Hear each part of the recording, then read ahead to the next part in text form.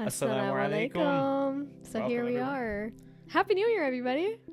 Almost. This is airing I guess on January when you see 1st. This will be the there we Yeah. go. This is December 31st.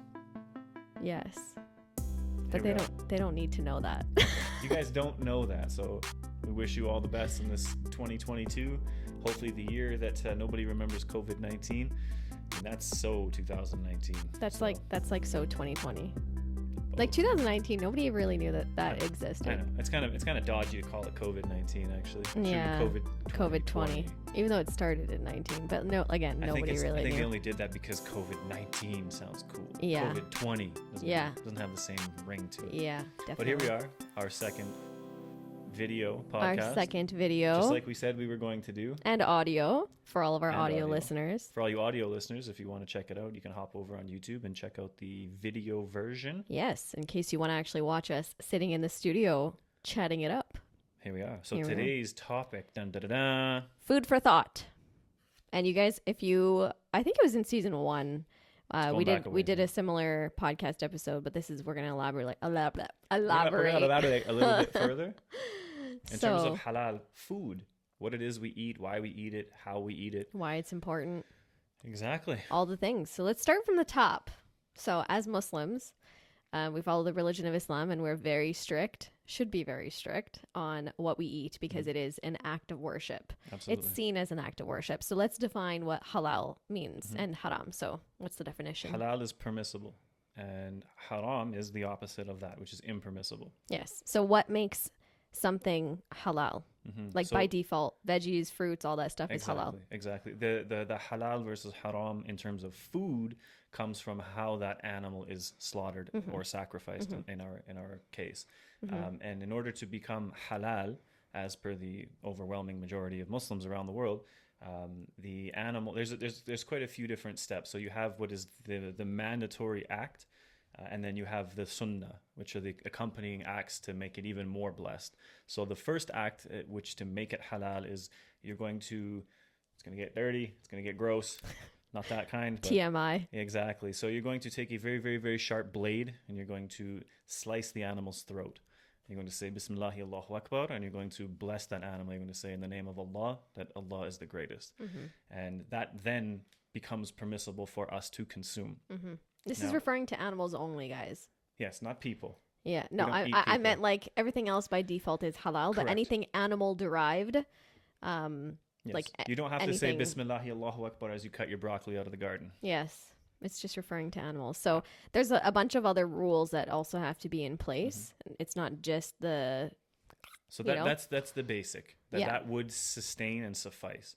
But as Muslims, everything has rights over us. yes, And those animals that are giving up their life so that we can eat, Mm-hmm. they have rights over us. And some of those rights are that when you're sacrificing an animal, they can't be in distress. Mm-hmm. Yeah. They need to be calm, right? Which is, and I've worked in slaughterhouses, Mm-hmm. both halal and non-halal slaughterhouses.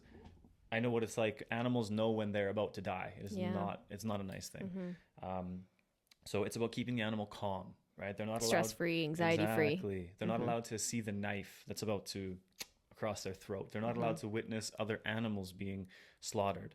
which causes that adrenaline, of which course. causes the anxiety. So course. it's best to keep It's them like separate. it's like anybody else, right? Like when you when you see your friends being executed and you're in line, you know what's coming next, right? You can imagine the what anxiety. a of horrible people. example, Will. I know it is, but it's to understand that animal. Yeah, needs it's to be causing the protected. animal. It's causing the animal tension. Absolutely. Don't think that an animal doesn't know what's going on. Yeah. Like they're not dumb. Yeah. Right. They smell the blood. Yeah. They hear, you know what I mean? It's Yeah. it's It's unnecessary. It is. It's not nice. So these are the sunnah acts, the extra reward. Yeah. The animal should be calm, like I said. They should be given a drink of water, before it happens. And it's all about the Respect. well-being. Exactly. It's of about the respecting. animal. It's about respecting the animal and realizing that the animal is providing or giving us the food and thanking Giving God. up their life. Yes, So yeah. that we can survive, so Yeah. to speak. And a lot of people, we've talked about this topic many times on TikTok, on YouTube Shorts, and surprisingly, there's a lot of people that are like they really fight for animal rights and things like that. And they personally eat halal meat, even though they're not Muslim, because they're aware of the different things that go, methods that go into the actual slaughtering of the animal. For So sure. it's not just for Muslims, it's for people that are a little bit more conscious about where their meat comes from. And so to understand the halal method, right, it's not just cutting them, right? The blade needs to be razor sharp. It needs to be done in one quick whoosh, once, not kind of hacking through. That's not allowed. And you need to cut everything, right? The windpipe, the trachea, the carotid arteries, everything. Windpipe, I guess it's trachea. It's all mixed up there. So you have 4 of those things in your neck that have to be cut, excluding the spine and the spinal column. And when that happens, there have been scientific studies regarding this in several universities, but showing that when it's done in this manner, that the animal doesn't actually feel it happening, versus a stun gun or shooting the animal or all of the different methods, the traditional methods that you see here in the West. The animal it's significant pain. Whereas this would be the opposite. It like renders them unconscious and that's it. Yeah. So one of those studies was done at the University of Hanover in Germany. I know people like to say, oh, it was debunked. I mean, common sense tells you that this is accurate. And that was, they hooked up the cows, they implanted, what do they call it? The brain, sensors into the brains of, or not the brains, into the skulls. So they could monitor, the brainwaves of the animals. And they did the captive bolt gun method, which is the traditional Western style in which it's basically like a little, call it a bulldozer. It's just like a little tube, and there's a shell inside with gunpowder, like a bullet without the actual bullet. So when you put it together and you hit something with it, it blasts a steel prod into the skull of the animal. I can imagine that. Right. Pain. So when they found that when you do that, the animal feels an incredible amount of pain followed by a state of unconsciousness. Well, not that because they're unconscious. They will, and I have seen it, and I have been in a bad situation when this has happened. But they feel that pain, right? Versus the halal method, in which the throat is cut from side to side. The animal, they don't feel the initial cut followed by a state of unconsciousness. So basically, in comparison, they go to sleep, right? Now, it looks very scary, right? Because there's blood pumping everywhere. The heart, because the heart is pumping, pushing, right? And the windpipe is severed. So it's just it's just all coming out, right? Versus the Western style, they're unconscious at that point. Then you slit their throat. So, but not only are they unconscious in the Western style, the different like chemicals that are released in the body regarding like pain and things like that. Absolutely. It kind of makes the meat it makes the meat different. Like people will say this, and in people that don't even eat that aren't even Muslim and eat halal meat will tell you that it tastes different than the opposite. So one of those reasons is that the blood is pumped out of the body it's more because clean. the animal's alive, right? So us as Muslims, one thing we can't eat is blood, right? It's forbidden. Exactly. So as that's happening, it's pumping it out, and the animal, because you haven't severed the spinal column, the central nervous system is basically freaking out, and everything is contracting, and it's pumping, squeezing the blood out of the muscles, right, to make for a cleaner meat, which should, in fact, last longer than something that is packed full of blood, because something that has packed full of blood is also packed full of bacteria, right? So it'll toxins age, and different things it'll like last that. Longer. And so through that study, it's common sense, guys. A lot of the stuff is Islam is all about the fitra, or the natural way of life, common sense.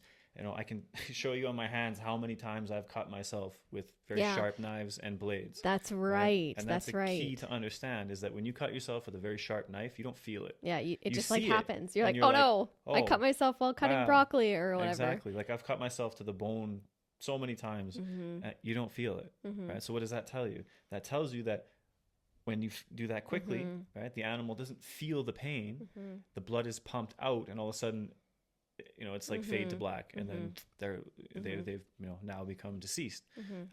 So again, common sense, right? They can say, oh, it looks terrible. The Western method is much more pretty, but it doesn't do anything for the animal. No, right? it's causing them immense pain. Islam is all about preserving the rights of that animal, right, literally up until their death. Yeah, and again, like Islam doesn't say you have to eat meat. if you are vegan and you choose that lifestyle, you can absolutely do that. But this is regarding the people that do eat meat and the way that they have to slaughter the animal and consume it.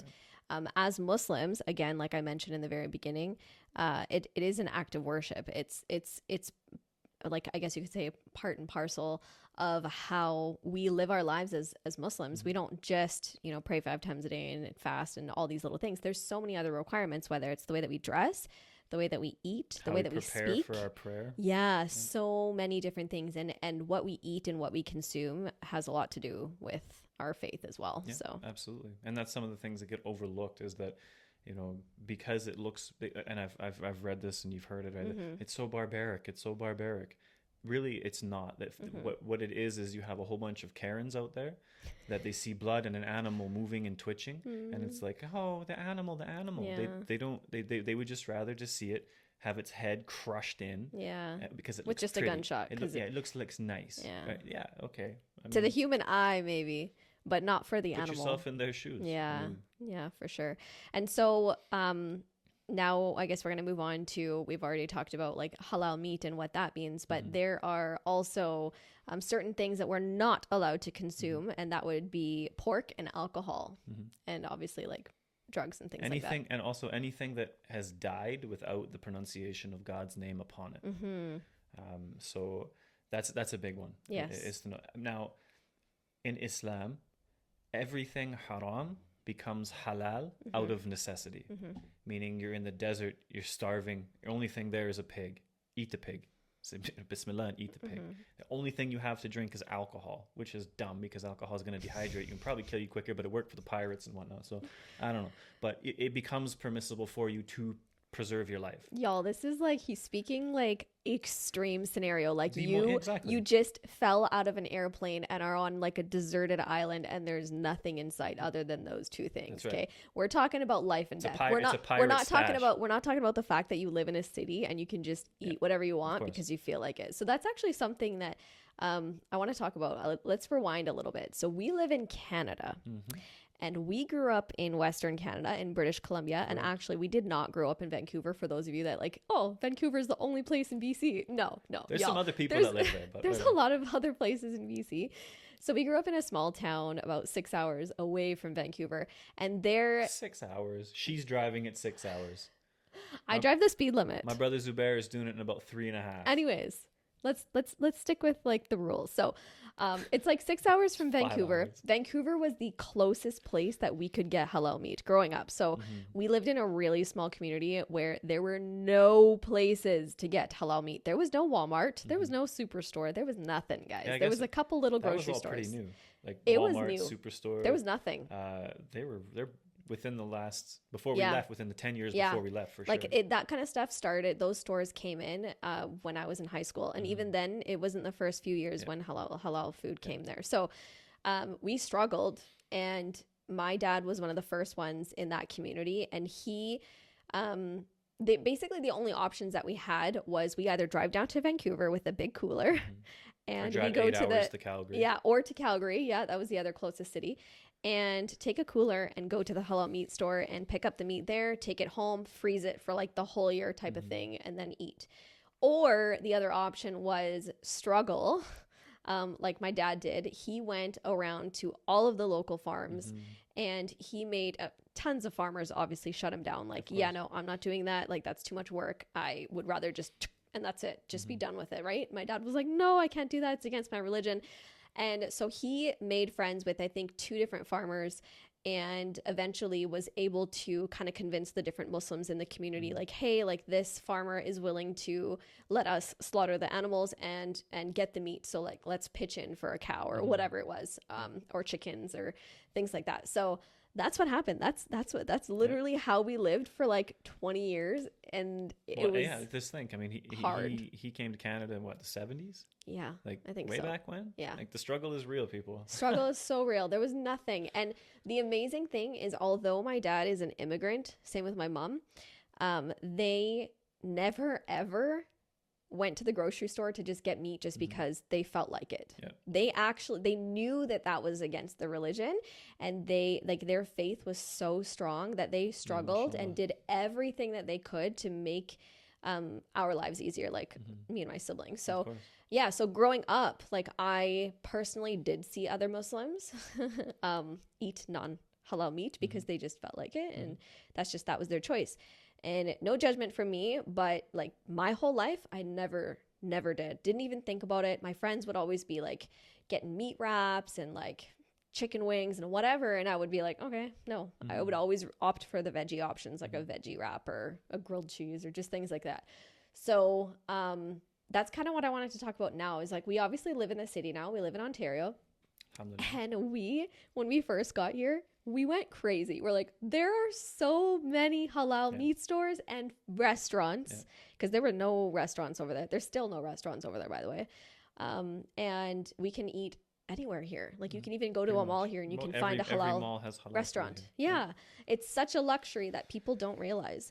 So now I kind of want to like dive into why people might not opt for those things. So it's interesting because like back home, the first halal food that became readily available in the grocery stores was like zabiha halal. Yes. And then Chicken. later on, Mina, or Minna, depending how you want to pronounce it. And so the difference being is machine slaughter versus hand slaughter. So this is a big debate amongst Muslims, is scholars. Is one permissible, the other one is not permissible? How lenient can you be? You know, personally, I'm okay with either. Just because, you know, you have countries like Malaysia, Indonesia, where the population is huge. It's that's one of their, you know, they have 300 in Indonesia's case 300 million Muslims. So, you know, these rulings would definitely be more applicable in places like that. And you know, it comes down to a person's level of comfortable or not comfortable, right? Their taqwa. Not necessarily taqwa, because everybody has that, right? Can you define that for us? Taqwa is a consciousness of God. Yeah. It's not fear of God. Like it's like your awareness. Of course. That's one of the reasons why I never in school or university never ate non-halal meat, because I always had that consciousness. Like if I make that choice, I know I'm knowingly sinning. So why would I do that? It's that, just like you said, for sure. And so I should specify or preface that by saying that, you know, that we always try to go hand slaughtered if we can, but we do take that opinion that machine slaughtered is halal, it is permissible for Muslims. There are others who take it more rigidly, and they say no, that it's not allowed, and totally respect that viewpoint. Most definitely their proofs and evidences are legit. So, and then you have kind of the third side, which is that super minority. Well, yeah, so this is a bit of an interesting thing, is that so some people say that, you know, you can eat. Firstly, we as Muslims, we should also preface that, is that we're allowed to eat the meat of Ahlul Kitab, the people of the book, right? So the Jews and the Christians, we're allowed to consume their meat that was sacrificed in accordance with their laws, right?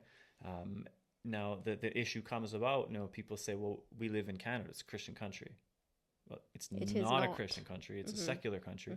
And then so you say, well, how would you even be sure? Because I mean, growing up, I certainly know more non-religious people than I do Christians. Yeah. So that becomes a problem. But you can't say it's like, I don't know, like to me it doesn't make sense. Even if you're going to say, oh, it's a Christian country. It's not, because first of all, are you going to walk into an A&W and be like, oh, hey, the owners or whoever owns this company, like, can I speak to them about their religious background and see how the meat was slaughtered? Like you literally can't do that. In that sense, that, you know, it's just like it's when you go to eat at a Muslim's house, right?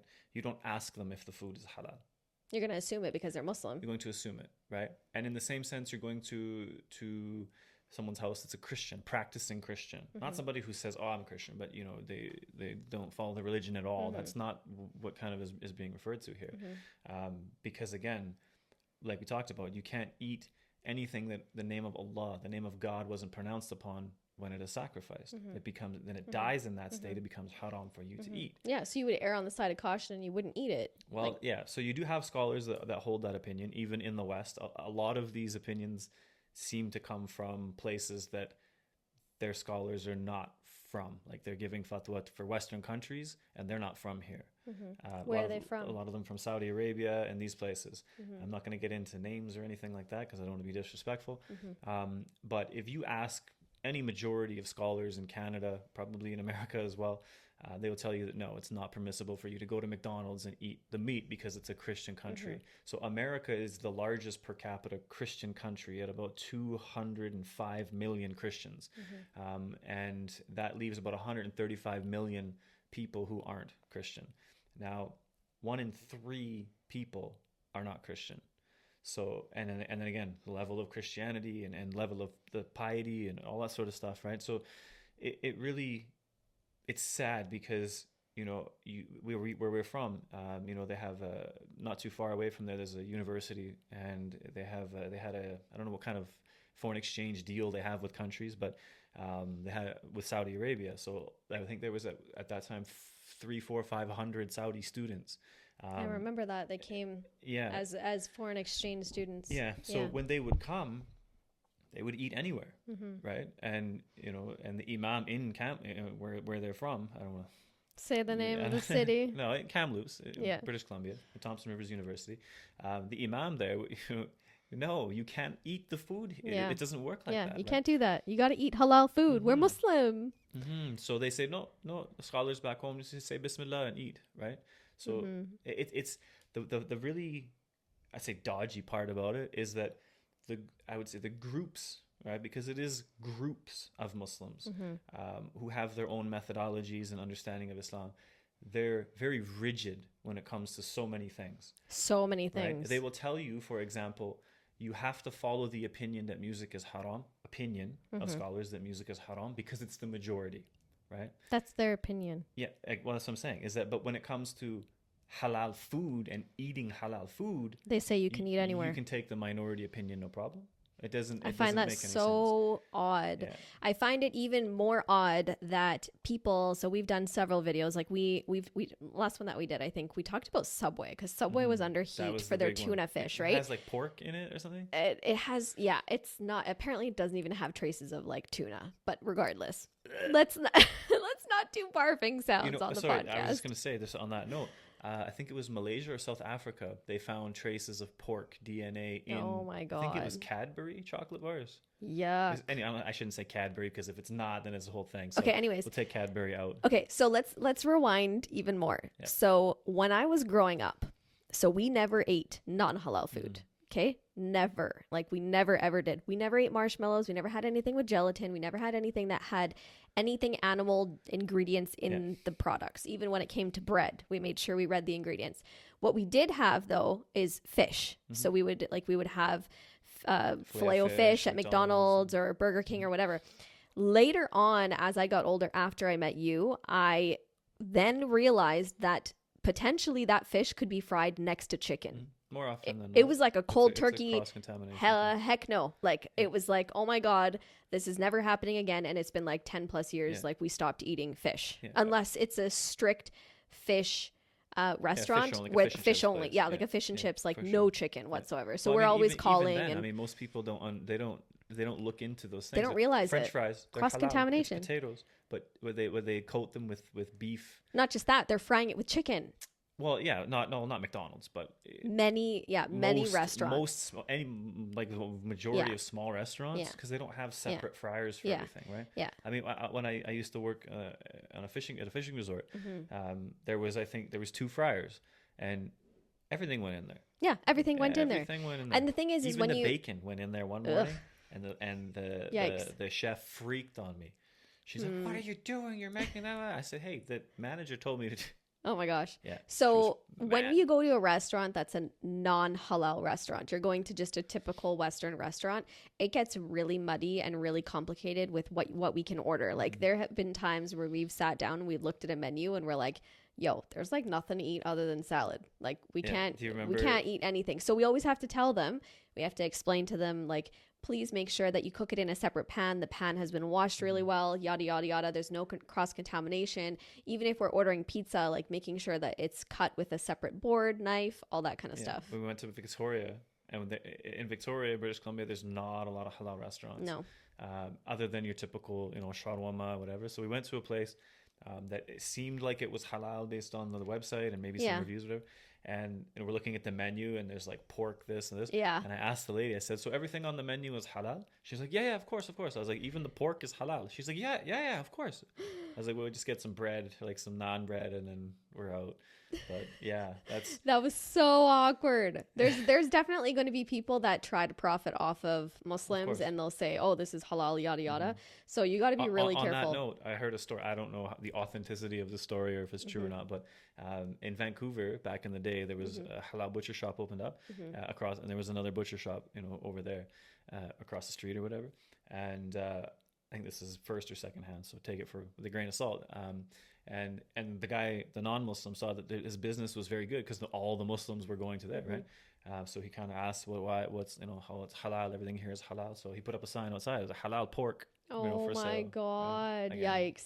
Okay, so da'if story. But. Okay, so diving back into what we originally were talking about, so about the Subway thing. Okay, so we stopped eating at Subway a long time ago, like a decade ago, because we realized that you can ask them to change their gloves. Go right ahead. You can ask them to do that if you're going to make a veggie sandwich. But the problem with that is that prior to that, they had already touched somebody's ham, and they had already touched the lettuce and the tomatoes with their gloves. Whether you ask them to change or not, you're still going to be eating the cross-contaminated lettuce and tomatoes. Some people will meat, say, some people will, that's just extreme. That's, you guys are being silly. That's the taqwa. That's the consciousness of God. Tell me that's extreme when somebody is touching peanuts and then touching the food of a person who has a peanut allergy. Yes. Tell me, you'd stop being so extreme. No, so, that's life and death, man. Right? And for us, true. Our faith, it's not life and death, but for us, it's as important. Yes. Right? Because we see it as sinful. We see it as sinful. Of course.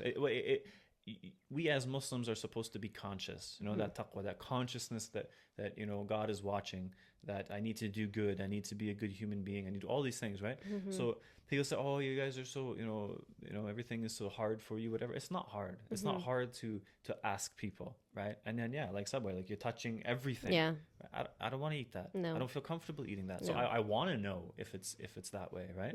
But I mean, we also should say that there's nothing prohibiting a Muslim from eating at a non-halal restaurant. No, as long as you're conscious of what you're getting. Exactly. Yeah. I mean, as long as you know what you're getting. And most times the restaurants will accommodate, right? Yeah, like whether it's making pancakes, like getting them to not make it on the grill that's next to bacon, like getting them to make a separate pan. And for the most part, every single restaurant that we've been to that's not a non-halal restaurant, they've accommodated, right? I mean, even places like Pizza or Panago or whatever these pizza places, they have your number on file. Yeah, and they have know everything that you've asked them on file. So you can call and you can say, look, I have these dietary restrictions. Yes. Is always what we use because otherwise it gets too difficult. We just say we got a meat allergy. Right? Yeah. I mean, whatever you need it's the easiest way to explain say, it. Right? Yeah. It's, I'm allergic to eating haram things.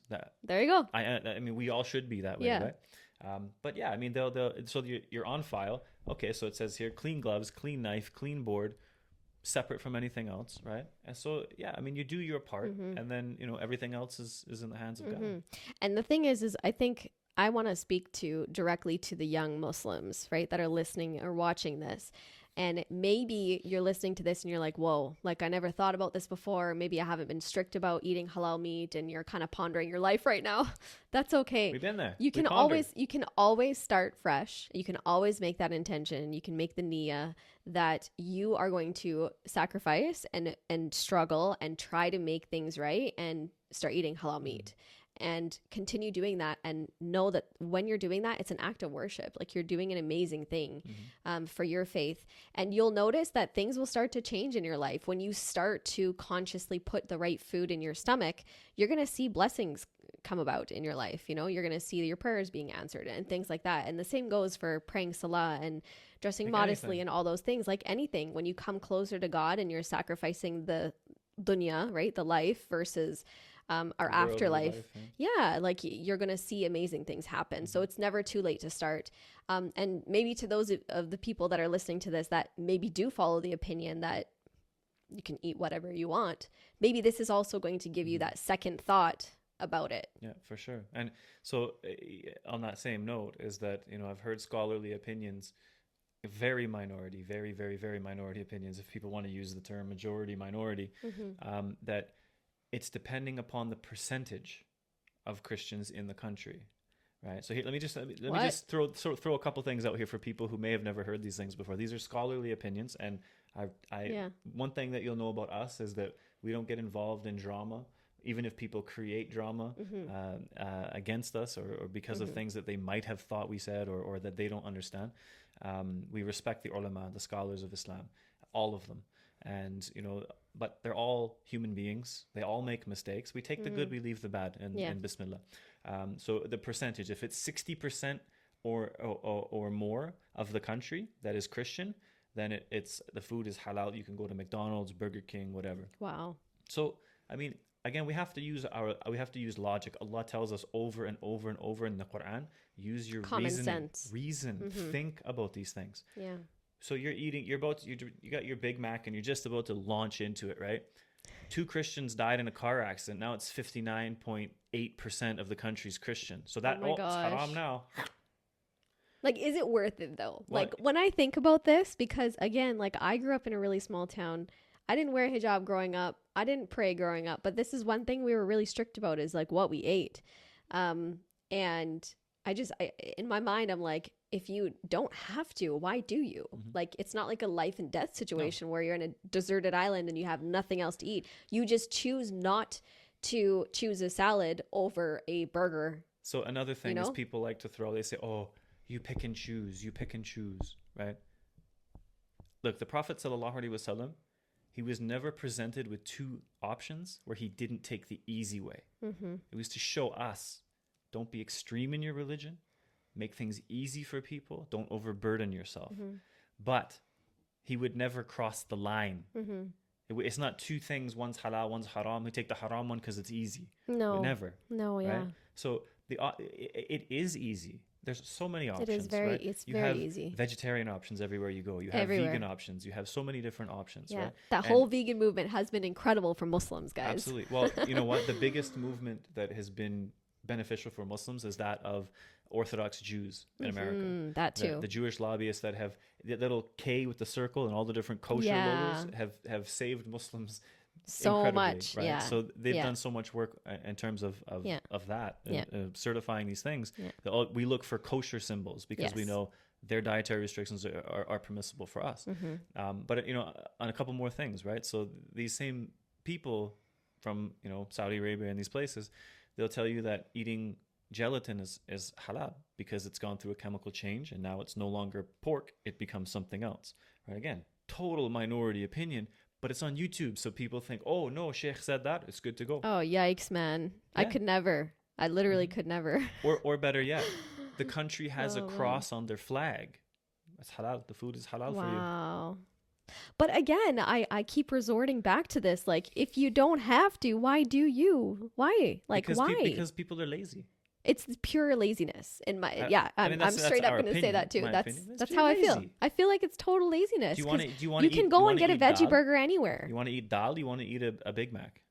We just came I would totally eat dal. I would eat the Big Mac, but that's assuming I was in Turkey. Yeah. So another thing, guys, we're referring to Western countries. If you are in a Muslim country, like not necessarily Western, but a non-Muslim. Non-Muslim, yeah, like Turkey, Malaysia, Pakistan, all of those countries, they have fast food chain restaurants like McDonald's, KFC, A&W, all those things. You can eat there because the country is Muslim, and every single meat processing plant there is halal. It comes down to that thing, right? You're in a Muslim country, those laws and everything. You don't have to go down that chain of command because you assume. Yeah, as it should be done properly. Yeah. But people pay attention because in Malaysia they just busted a gang that's been a criminal organization that's been operating for 40 years, selling haram meat as halal meat to the Muslims. Right. Yikes, man. Obviously, you eat Stay away from gangs. You eat that. There's no sin on you, but it just shows how low people are willing to stoop to make money. Here's another thing, guys. Something that he just mentioned, that there's no sin on you. So if you unknowingly, like, let's say you went out of your way, you made sure that there was a separate pan for your veggie burger at XY restaurant. Okay, you asked them to cook it separately. All that stuff.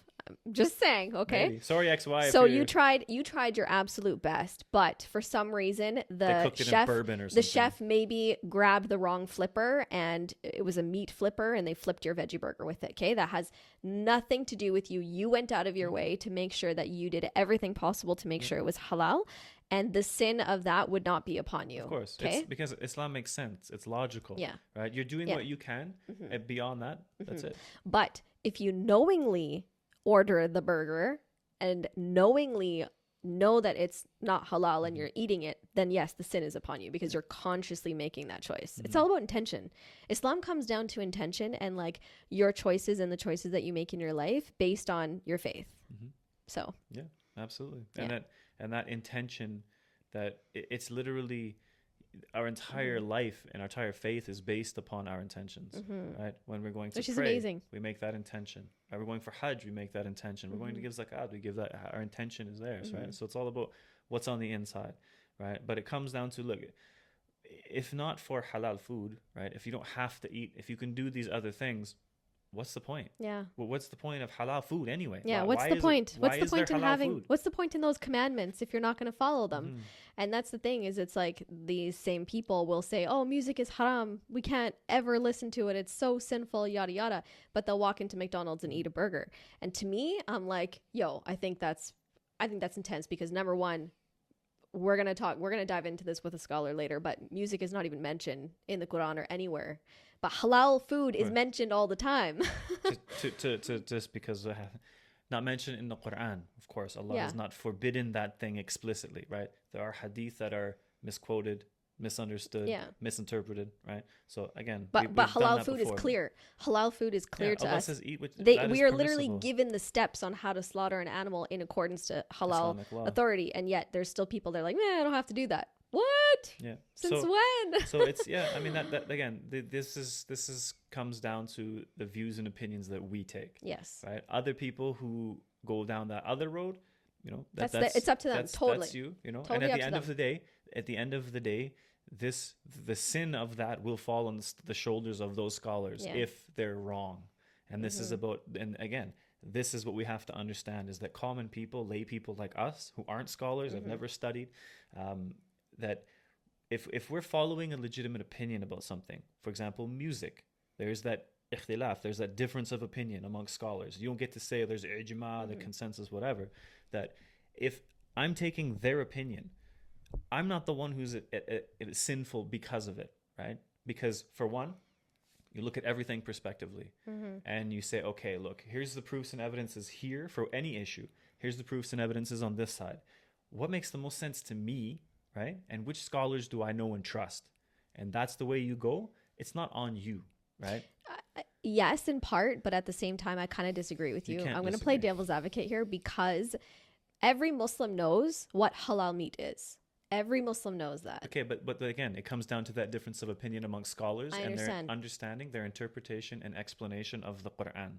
So someone who grew up, for example, in a place like Saudi Arabia, where these things may be commonly known about Western Christian countries, right? The fault is not on them. It's on the people who are teaching them, right? You understand what I'm saying? I understand that. But at the same time, I still disagree. I disagree. I wholeheartedly disagree. I do too. Because I'm like, I think about it and I'm like, you can say, oh, a scholar says you can do blah, blah, blah, but it's clearly given to us. Like there's no ambiguity there. Like, this is the steps on how to slaughter an animal.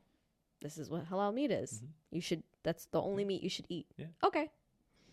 That's the opinion. It's not clearly laid out for music. That's the opinion that we take in regards to eating halal food, and that's not a minority opinion. That's the overwhelming majority of Muslims around the world will tell you I have to eat halal meat. Yes, right, and that's fantastic. Yeah. So those of you that do eat halal meat, I'm speaking directly to you. Props to you. It is hard work. I get it. I've been there. I know how hard it is. Unless you live in a Muslim country, then this is completely irrelevant to you. You probably could just turn this off. In the West. So props to you. Yes, it's a struggle. We personally choose to now live in a city because of the ease of that. And our kids know and don't know the struggle. They don't know the struggle. Like, they don't know what that was like. They'd be like, what do you mean? Why can't we go here? Why can't we go there? Why can't we go to the mall and eat? No. I know. It's not like that. Yeah. It's not like that. You can't just... There's so many things. They won't know the hardship of getting up or being the remote for your parents. Go and change the channel. Click, click, click, click, click. Talked about this last time. Yeah. Commercials. Yeah. No, you can't skip the commercial. Yeah. That's the thing. Halal food in every mall in Toronto. Like it's incredible. Like the luxury of being able to live in a big city, or the luxury of being able to live where there's a lot of Muslims, and the has thing its benefits. Is that these foundations were laid by so many people who came before us. Yeah. You know, so much thanks to, for one, those hardworking people who made such an effort to make sure that we could get halal food here. My dad was definitely one of them. To the scholars of Islam who helped to guide, you know, us as lay people. Yeah. You know, to help us understand. Big props, exactly, to these people who have made things easy for us now. Right? Yeah.